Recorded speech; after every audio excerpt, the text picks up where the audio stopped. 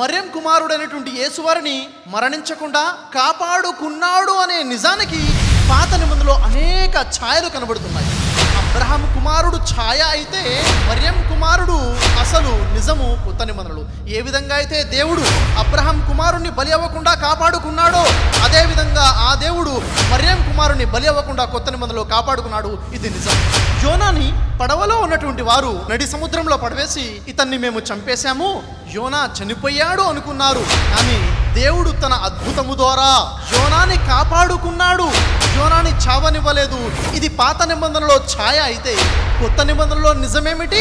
యూదులు యేసుని సిలువకి అప్పగించారు, మేము చంపేశాము, యేసు చనిపోయాడు అనుకున్నారు. కానీ దేవుడు తన అద్భుతము ద్వారా మరియం కుమారుడైన యేసుని కాపాడుకున్నాడు. ఇది నిజం. యేసేపుని తన సహోదరులు బావిలో పడవేశారు, చనిపోయాడు అని అనుకున్నారు.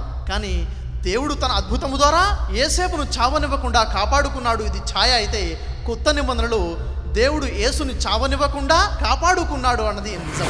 ఏలియాని యూదులు చంపాలి అని ప్రయత్నం చేశారు. అప్పుడు ఏలియా దేవుడికి ప్రార్థన చేశాడు, దేవా నన్ను కాపాడు.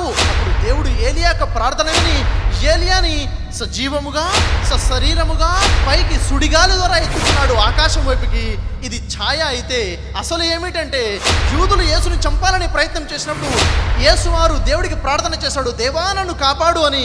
అప్పుడు దేవుడు యూదుల బారి నుండి యేసుని కాపాడుకుని సజీవముగా సశరీరముగా పైకి ఆరోహణ చేయించాడు. ఇది నిజం. యేసువారు మానవాళి పాపాల కోసము శిలువ మరణం పొందారు, చనిపోయారు, 3 రోజుల తర్వాత తిరిగి లేచి ఆరోహణ అయ్యారు అనే ఈ విశ్వాసానికి, ఈ వాదనకి, ఈ ఆలోచనకి ఒక్క ఛాయ కూడా పాత నిబంధనలో లేదు. ఛాయ లేదు అంటే అసలు వాస్తవం లేదు అనే విషయం అర్థమవుతుంది.